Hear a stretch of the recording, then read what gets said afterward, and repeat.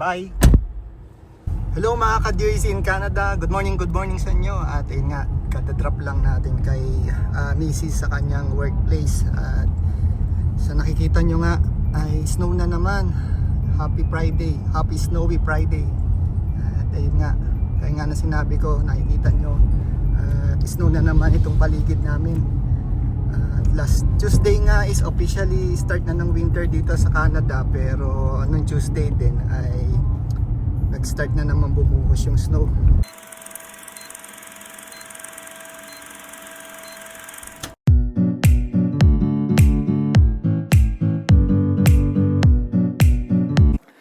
So yun nga mga guys, sa video na to ay pag-usapan naman natin yung mga bagay naman na hindi natin gusto dito sa Canada. Syempre hindi naman porket sinabi natin hindi natin gusto hindi na tayo grateful. Syempre grateful tayo sa mga nangyari sa atin dito sa Canada. Yun nga lang, may mga bagay talaga na hindi perfecto, o may mga bansa talaga na hindi perfecto. Meron din silang mga pros and cons. Ika nga. So ito yung mga ilan sa mga bagay na yon. Teka, may mga deer. Ayun, papakain sila ng deer. So habang naglalakad nga tayo mga guys ay may nasalubong tayong wild. Yan yung mga deer. Yan, pinapakain nila. Swerte natin kasi na nagpakita sa atin. Napakailap ng mga deer na yan. Yan, nasama pa sa vlog. Sayang wala akong maiabot. Try natin lapitan. Guys, kahit wala tayo abot, hawakan lang natin. See, bagay na bagay sila sa snow. Yan. Bibira ako makakita nito, tsaka yan. Thank you. Yeah. There you go. Try natin. Just this one. Oh, that one? Yeah. Yan, pakaitin natin. Thank you. So yun nga, close encounter natin sa mga deer. First time actually. Nakakita na tayo niyan, kaya lang medyo malayo, mailap kasi. So, nagkataon, baka gutom na. May nasa lubong tayo na nagpapakain ng deer. So ayun nga, balik tayo sa topic natin. So may mga bagay dito sa Canada na simula nung dumating kami, hindi na namin nagustuhan. Yun, mag-a-agree siguro sa akin yung karamihan na nandito na sa Canada, o yung matatagal na dito sa Canada. Kasi pare-parehas lang din naman na sigurado na experience, kung ano yung na-experience namin, na-experience din nila. So ayun nga mga guys, pumasok muna ako dito sa kotse at tinatansya natin yung kung kakayanin natin maglakad-lakad habang nagbablog. Problema, medyo lumalamig siya at lumalakas yung snow. Wala pa naman tayong baong gloves ngayon. Kaya siguro magdadrive na tayo papunta dun sa workplace ni Mrs. At habang nagdadrive nga tayo ay doon ko na lang itutuloy yung topic natin sa vlog na to. At tara, samahan nyo ako bago pa lumakas tong snow na to. So yun nga mga guys, nung dumating kami dito sa Canada, or nung dumating ako dito sa Canada, may mga bagay na naobserbahan na ako na sa tingin ko medyo mahihirapan ako tanggapin or hindi ko gusto sa madaling salita. So umpisahan nga natin yan sa number 1, weather. So sa nakikita nyo nga ngayon guys, nabanggit ko kanina, last Tuesday or yung Tuesday officially nag-start na yung spring dito sa amin sa Canada. At nung Tuesday nga na din na yun ay nag-start naman bumuhos tong snow. Hanggang ngayon nga nag-snow pa rin. Siguro hanggang over the weekend na to. So ito yung sa umpisa na medyo okay sa akin kasi syempre excited. But nung naranasan ko na talaga yung peak ng lamig, which is month ng January hanggang February.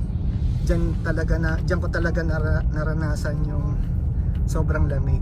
Actually nagustuhan ko ang winter kapag pasimula pa lang yung month ng November hanggang December. Kasi noon medyo mild pa lang may enjoy mo pa siya. Doon mo mararanasan pag December, syempre White Christmas na sinasabi nila. Yan. Pero after noon, pagpasok na ng January, maabot na dyan ng mga negative 40 to 45. Sobrang extreme. Especially tayo, galing tayo sa tropical country, Philippines. Tapos nagtrabaho tayo sa Middle East. Though yung Middle East naman, sobrang extreme din ng temperature. Mainit nga lang, hindi malamig. May winter kami doon, medyo mild lang. Pero iba dito, syempre, iba yung winter nila dito. So, sobrang hirap mag-adjust ng mga panahon na yon nung dumating tayo. Layered by layered yung suot natin, mabigat sa katawan. Naalala ko mga tatlong patong na damit. Wala pa doon yung panlabas talaga na yung makapal na winter jacket. So sobrang bigat niya, kaya sa biyahe, nagko-commute pa lang kasi tayo noon. Medyo uncomfortable kumilos kasi nga sobrang bigat ng mga suot-suot mo. Tapos doon din maraming aksidente, maputik yung daan. Buti na lang ng mga panahon na dumating tayo dito, unang winter natin, hindi pa tayo nagda-drive. Pero habang nakasahingan tayo sa bus, marami tayong nakikita na aksidente, yung mga bus na babalaho din sa snow, yung mga ganun ba. So yun nga, isa pa yung maputik. Yan, sobrang hirap maglakad sa ganyan kasi nga medyo may kadulasan, tsaka pagka mahina-hina yung winter boots mo, papasukin pa ng tubig yan. So yun yung ating number 1 sa listahan, weather. Specific lang siya sa winter season. So number 2 sa ating listahan is yung pagse-celebrate ng Pasko at saka Bagong Taon. Alam nyo kasi tayong mga Pilipino, napaka-special nitong okasyon na to para sa atin, di ba? So para sa atin o para sa akin ng mga panahon na yon ay sobrang nalungkot talaga tayo nung nakita natin kung paano sila mag-celebrate dito ng Pasko at New Year. Nung dumating kasi ako, December 2018, naranasan ko na magpasko sa Pilipinas. Then nag-flight ako December 28. So expected ang celebration ko dito ng susunod na okasyon ay yung New Year. Kaya lang nagulat ako ng mga panahon na yun kasi hindi pala ganun kasaya ang pag-celebrate dito ng New Year. So ang ginawa lang namin is nanood kami ng fireworks sa Calgary downtown. After noon, konting kainan, bati-bati sa mga kaibigan. Tapos noon, the next day, usually dapat yun holiday.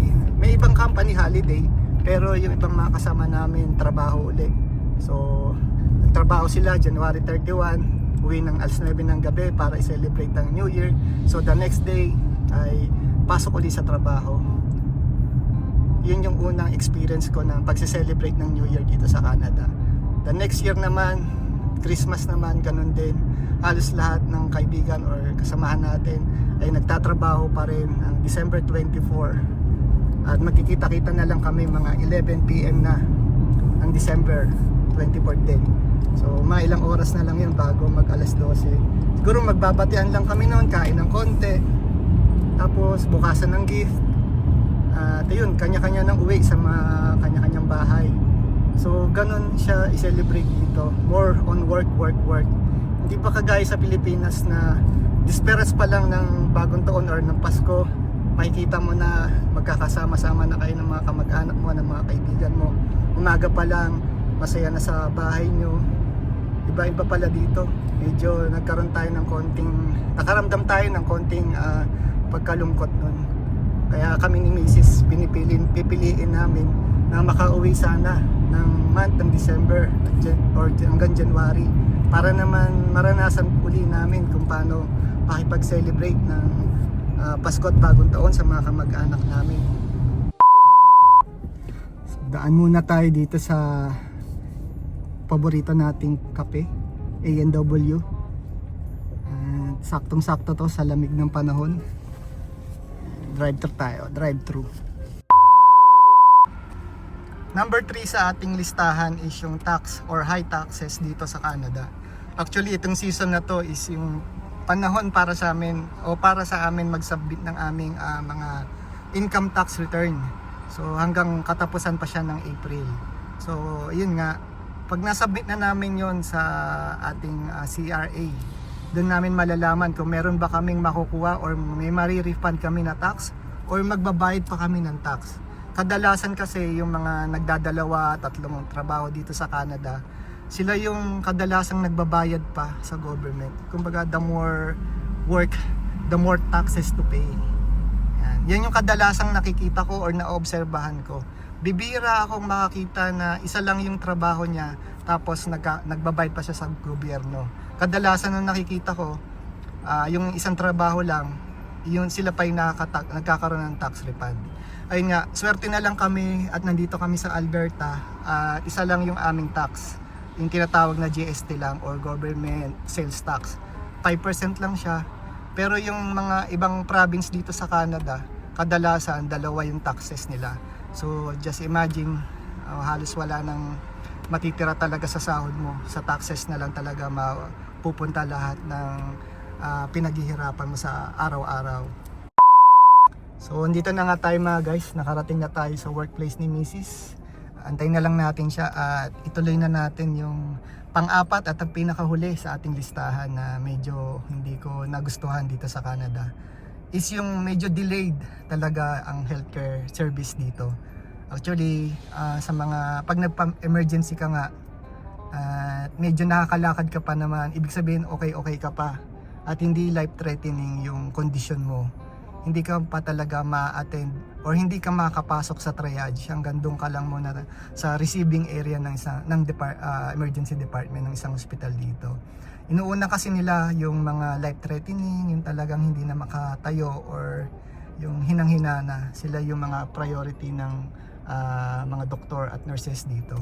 Actually, hindi naman yun sinasadya at talagang ginagawa rin naman ng Government of Canada yung best nila para masolusyonan yung problema pagdating sa healthcare, yung service ng healthcare.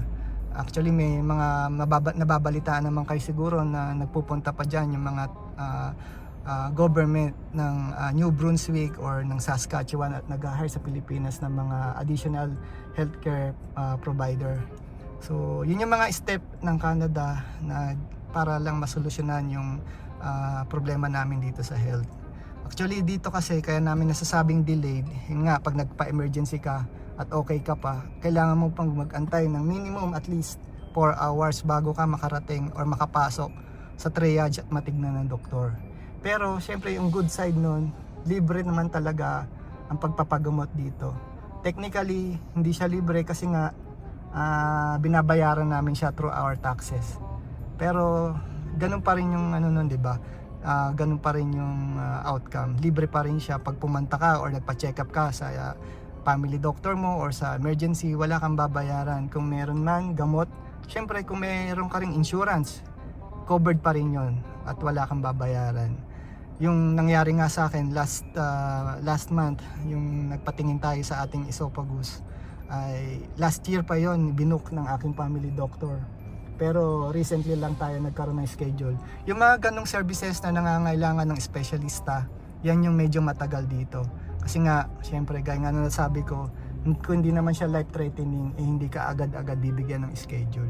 So, yun yung medyo hindi natin nagustuhan at pilit nating wini-weigh in. Syempre, may mga ginagawa ng mga hakbang ang government natin at hindi naman sila nagpapabaya para sa mga residente dito at mga citizen ng Canada. So ayun nga mga guys, at dito ko na lang siguro puputulin or tatapusin itong ating vlog. Yun yung mga bagay na mangilan-ngilan na hindi natin nagustuhan. At nung umpisa lang naman at sa ngayon ay syempre pinipilit nating intindihin at unawain. At nakikita naman natin yung effort ng ating Canadian government na ginagawa naman talaga nila yung best nila para syempre matugunan yung mga ganung problema. So wala naman kasing bansa or wala naman ako napuntahang bansa na perpekto. Kahit naman sa Middle East na pinanggalingan natin na nagtrabaho tayo ng matagal-tagal, may mga hindi rin tayo nagustuhan.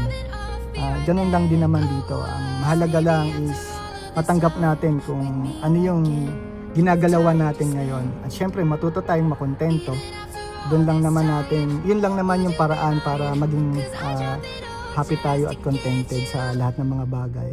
So ayun nga mga guys, at patuloy nyo pa rin sanang i-like at i-share, i-subscribe ang ating channel kung bago pa lang kayo dito, at pakihit na rin yung ating bell button para naman pagka meron tayong bagong upload ma-notify kayo ni YouTube. So paano mga guys, happy weekend na lang at see you to our next vlog. Paalam and God bless.